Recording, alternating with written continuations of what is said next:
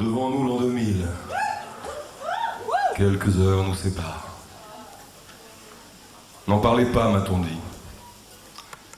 Il y a dans ce silence comme un balancement maudit qui vous met la pendule à l'heure. C'est le moment, c'est pas trop tôt. Pour parler des troisièmes couteaux.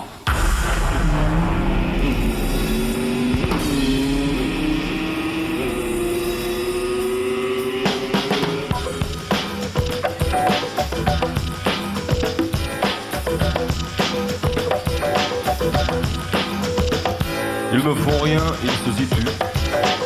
Ils sont consultants ambigus des hydres multinationales. Pas de nom, que des initiales. Ils ont de grands ordinateurs, poules de luxe, hommes de paille, requins banquiers, simples canailles.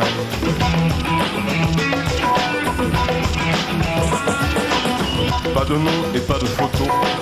Leurs sociétés sont étrangères. Plus compliqué est le réseau qui les relie à leurs affaires.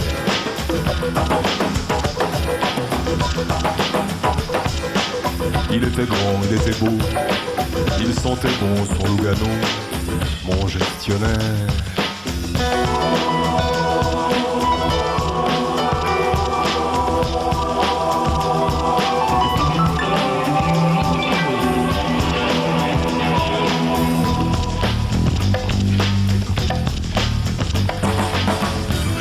Près de Lugano était la banque Ambrosiano, là où les vierges vaticanes faisaient fructifier leurs magots.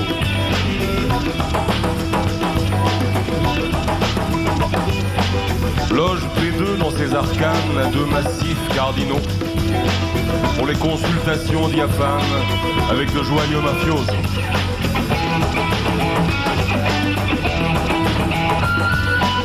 Le fameux compte à numéro passe de Zurich à Lausanne.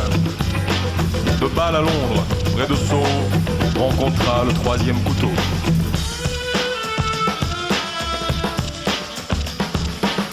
Il était chauve, il était gros, portait des fringues de chez Smalto. Mon mercenaire.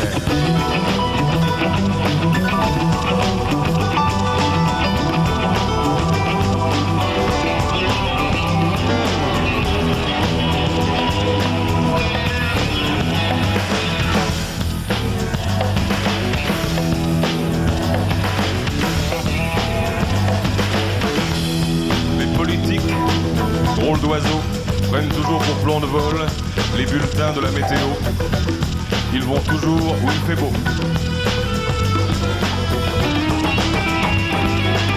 Il fait beau dans les audimates, dans les sondages du Figaro. Il fait très beau chez la misère et dans les œuvres humanitaires.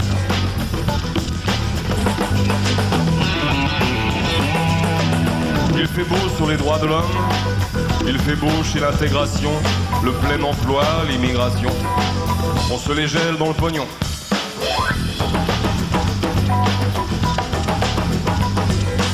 Politiquement, leurs idéaux sont très ciblés sur deux critères.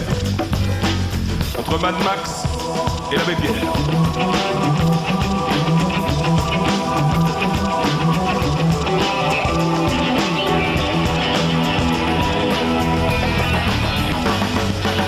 Pas de nom et pas de photo. Leurs sociétés sont étrangères. Plus étonnant est le réseau qui les réunit entre frères.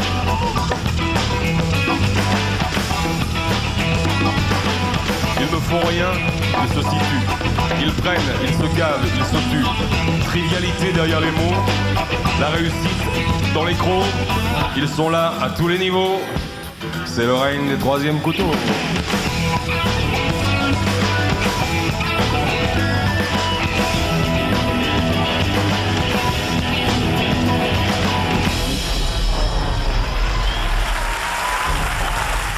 Bonsoir.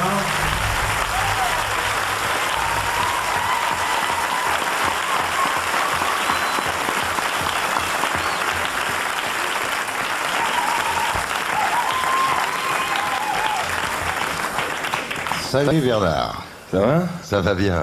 Bien. Et toi, ça va mieux? Parce que je te connais un petit peu quand même. Et alors? Quand je t'ai vu arriver là, je t'ai senti un poil tendu. Bah, c'est-à-dire Allez, que franchement. cette chanson-là, elle n'est pas particulièrement détendue, c'est le moins qu'on puisse dire. Et que comme c'est la première fois que je la chante en public, enfin, devant un vrai public, dans des conditions minimalistes de scène, c'est le moins qu'on puisse dire. Donc, vu qu'on est 8 sur 2 mètres carrés, tu vois, j'avais une certaine... Je t'ai rarement habitué à autre chose. Non, mais bien sûr, tu m'as jamais acheté des porte-jartelles. Hein. Mais je veux dire, dans les conditions en question, au niveau de la précision des intentions et de la nuance, j'avais un certain doute sur mes capacités d'adaptation. Bah, Ouais, je parle comme Jacques Delors, quoi, en gros. Non, mais je voulais t'entendre dire qu'en quelque sorte, ce soir, à l'Opus Café, c'est une avant-première de l'Olympia. Ouais, c'est une avant-première de l'Olympia. Ce qui est bien, c'est qu'il y a du monde. Je pourrais faire 3 ans ici, peut-être, on sait jamais. Au moins. Malheureusement, on a laissé beaucoup de monde dehors. Ouais. Alors, il faudrait que tu fasses au moins une deuxième émission. Ouais, mais c'est bien fait. Je veux dire. C'est bien. Je suis pas très charitable, moi. J'ai dit, toi, Mad Max, l'abbé Pierre, j'ai jamais oscillé, moi, entre les deux. Les hommes politiques, oui, mais non, moi, non, pas du tout. Je suis plutôt assez sadique comme garçon. Donc là, ça y est, tu vas retrouver ton élément, c'est-à-dire la scène. Ça fait un petit moment que tu t'es laissé aller vers tes voyages, l'écriture, etc. Dans mes obsessions, surtout. Hein, et attention, la passion se nourrit d'obsession. N'oublie pas, l'obsession n'admet que l'apparence. Ton imagination carbure à des pulsions dont vraiment la raison ne connaît l'existence. C'est beau comme dit la vie. Ça fait combien de temps que t'es pas remonté sur scène, là? Ça fait... Ça va faire 2 ans finalement, parce que un peu court. L'Olympia c'était 91, mais enfin ça commençait là. Donc après on a énormément voyagé ensemble. Et puis il y a eu un moment où je saturais, c'est-à-dire que la scène c'est une sorte de c'est comme la cam hein, en gros, mais ça rapporte moins. Mais c'est un peu le même phénomène. Hein? Ouais, 2 ans, c'est... Faut demander à la loge P2, ça, parce que c'est très intéressant, il pourrait répondre. Mais donc, après, on s'installe dans une histoire où on finit par chanter, et puis on est tellement... On se sent tellement utile dans cette histoire qu'on exagère. Et à un moment donné, on peut plus... Il faut s'arrêter absolument, c'est indispensable. Et ça fait mal à tout le monde, parce que finalement, on a un emploi du temps. Tu sais qu'il n'y a rien de pire que la liberté, quoi. Moi, quand je suis libre, je fais que des conneries, quoi. C'est évident. Donc, c'est vrai que l'absence de liberté, c'est le commandement de la sagesse. Des fois, même quand t'es pas libre, tu fais des conneries. Oui, non, mais là, c'est une accumulation, c'est différent. Il y a une sorte de... Tu vois. Non, mais c'est vrai, il y a une allégresse à faire des conneries pendant qu'on fait autre chose. Parce qu'on est au moins double, c'est le minimum. Enfin, lui aussi. Hein. Donc, je peux faire le malfrat la nuit, le chanteur le soir, le père le lendemain. Tu vois, 3 personnages. Mais le problème, c'est qu'au moment donné, je me suis dit, peut-être que je vais être le double de l'autre. Ça fait un de trop. Ouais. Ça, bon. J'aimerais bien celui qui chante maintenant, là, parce que le temps tourne et on voudrait... Désolé, hein, je déconne. Non, c'est très bien. Non, on a eu pire. Je me réhabitue. Si tu veux bien y retourner, mon cher Bernard. Faut que j'aille chanter, moi. Oui, t'es venu un peu pour ça aussi. Bernard Lavilliers, à l'Opus Café.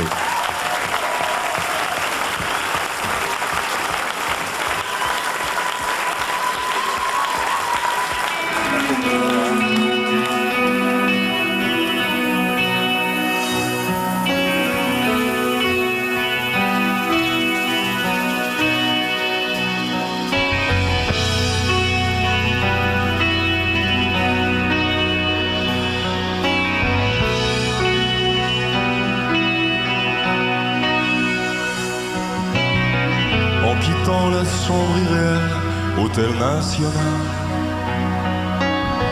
je laissais l'obscure citadelle, le palais royal, où les princes, les élus du ciel, marchands d'armes sales, font graver très confidentiels sur leurs initiales. La terre tremblerait peut-être sur les secrets endormis, sur le tombeau du poète allongé en Bolivie.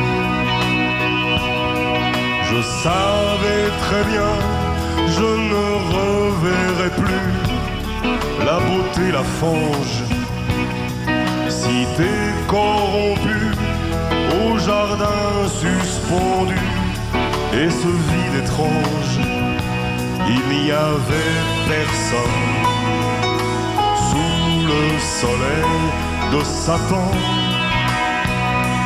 Mélodie monotone, juste emportée par le vent.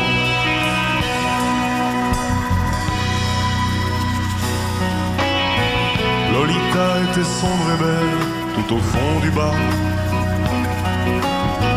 Je lui ai dit les mots essentiels, ceux des vrais départs. Elle avait fait ce qu'il fallait faire, elle ne savait rien. Lolita préférait se taire, suivre son destin. Elle ne savait rien de moi, et je ne savais rien d'elle. On se reconnaît parfois à nos sourires de rebelles. Il n'y avait personne sous le soleil de Satan. Mélodie monotone, juste emportée par le vent.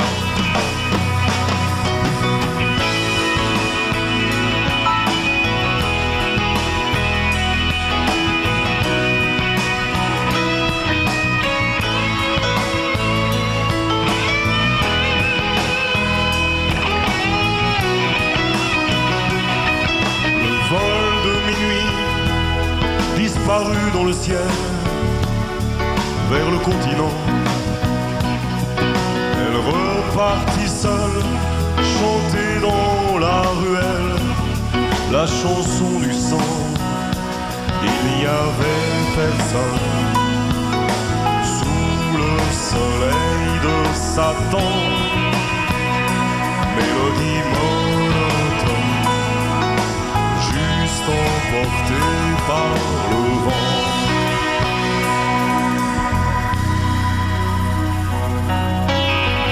En quittant la chambre irréelle, hôtel national, je laissais l'obscure citadelle, le palais royal, juste allongé sur le lit.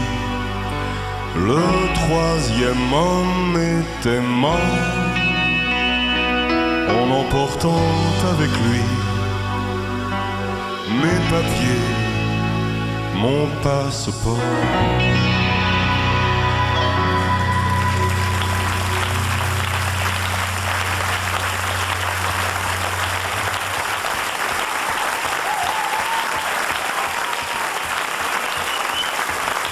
Une chanson étrange, n'est-ce pas?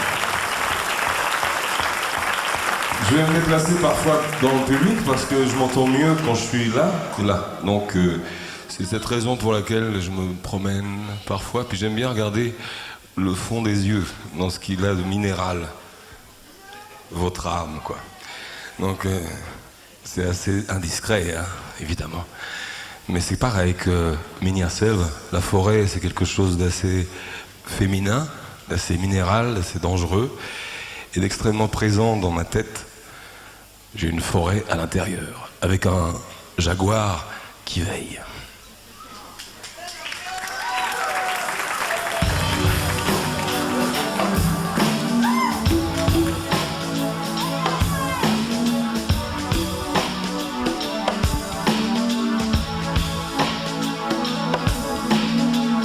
Des pas au couchant se glissent dans la poussière du soleil. Des patios dalles lisses, des hamacs sans sommeil, l'eau transparente qu'on rêve et qui jamais n'apparaît. Vient la valse des regrets, noir labyrinthe des jungles, où le chasseur disparaît, égorgé près de son flingue par le tigre qu'il voulait. La chaleur et puis la fièvre, et l'attente du passeur, voyageur. Minha selva,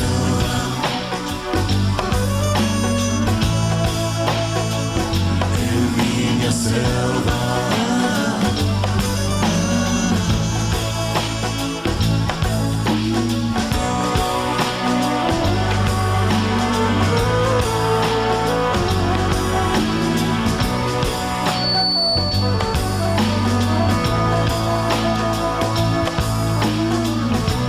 À l'aube des échecs, seul avec des givarous, sans un mot avec des chefs, venus du Mato Grosso. C'est la selva qui t'enseigne la solitude des rois, la solitude dans l'abstraction végétale. La forêt prend des allures formidable de cathédrale, dressée dans le clair obscur.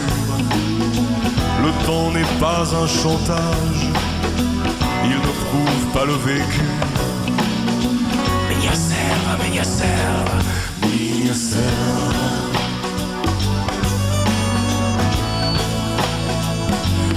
Minha selva.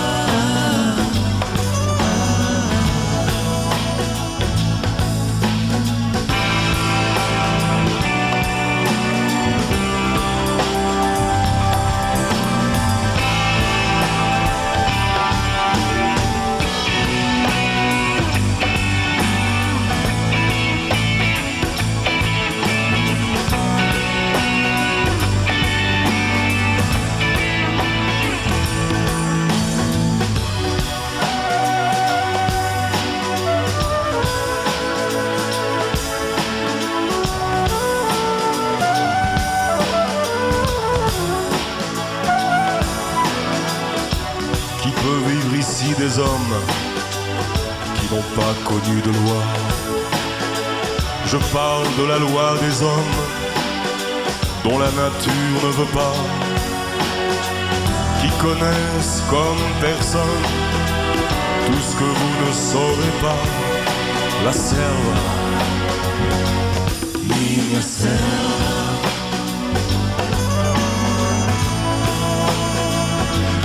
Minha selva.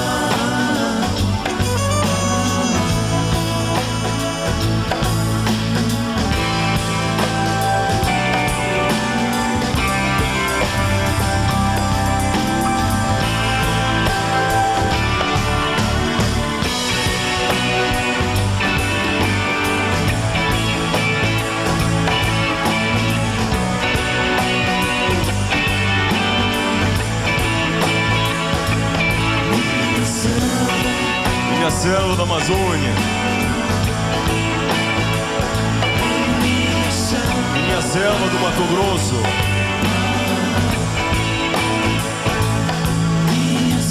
minha selva do Goiás, minha selva,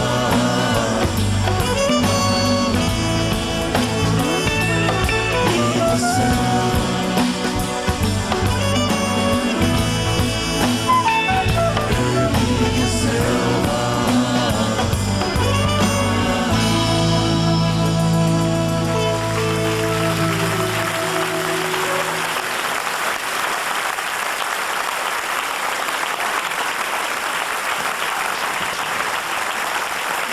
Que des nouvelles, hein.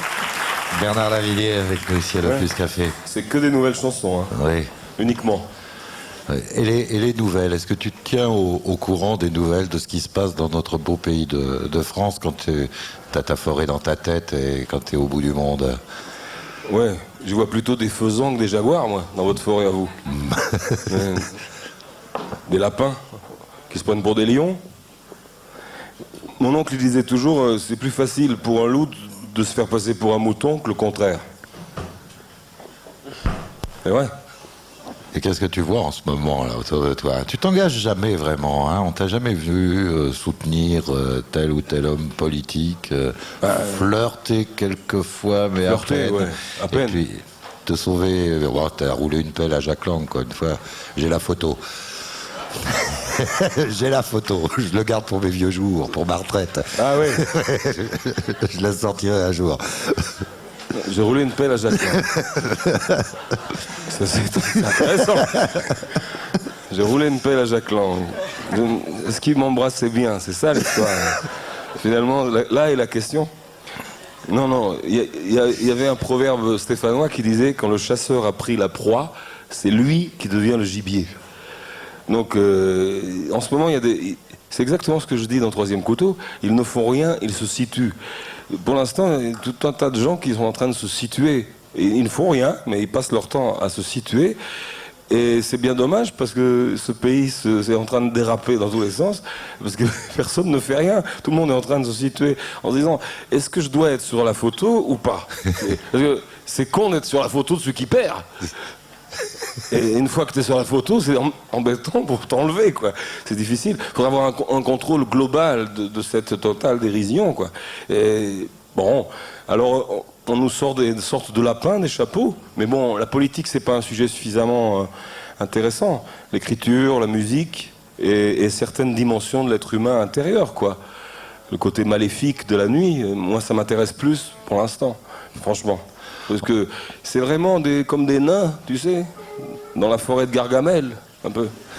On va retrouver l'actualité de la semaine par le regard de Didier et l'oreille de Didier Varro. Salut Bernard. Je suis content de le voir, lui. Ouais, il est mort de trouille. Didier Varro. Il nous est revenu, finalement. Ben ouais. Après quelques incursions chez les Troisième Couteau. Ouais. 2 jours que cela dure, le fond de l'air de Paname est comme voilé, je ne sais pas si vous avez remarqué, obscurci par cette lumière jaunâtre qui fait dire aux spécialistes... Alors, il nous reste 10 minutes parce qu'on a un peu parlé, puis qu'on avait envie d'inviter des gens. J'ai le choix. Alors, Pascal Arroyo, qui est là, me dit qu'est-ce qu'on fait? Donc, je suis dans la situation de celui qui doit savoir ce qu'on va faire, n'est-ce pas? Alors, moi, j'avais écrit une chanson nouvelle qui s'appelle Missing et qui dit « Panique chez les producteurs, plus aucune nouvelle du chanteur ». S'il est prêt, on peut le faire, hein? Alors, on le fait.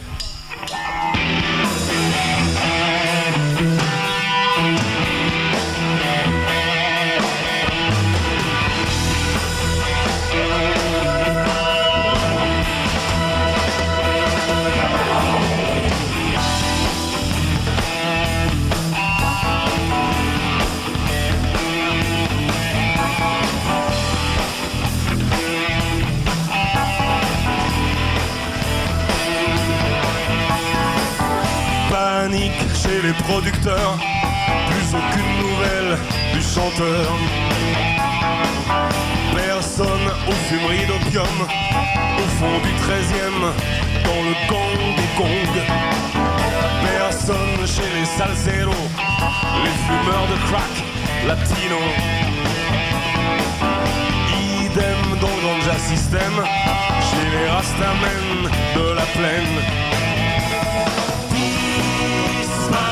L'animal sur les traces d'une perverse qui bougeait bien les fesses. Disparu en cavale, parti avec la caisse sans laisser l'adresse.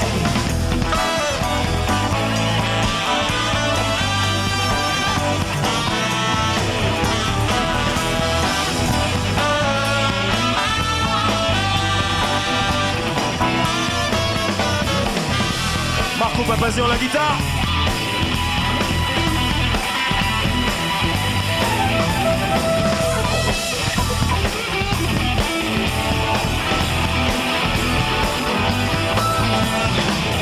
Personne dans les nuits douteuses, les banquettes en sky, des gagneuses. Motus chez le président, madame a gardé des penchants. Silence chez les Parisiens, même la gauche caviar ne sait vraiment rien. C'est sûr qu'il s'est fait la belle sous le nez des balances de Pradel. Disparu l'animal sur les traces d'une perverse qui bougeait bien les fesses. Perdu en cavale,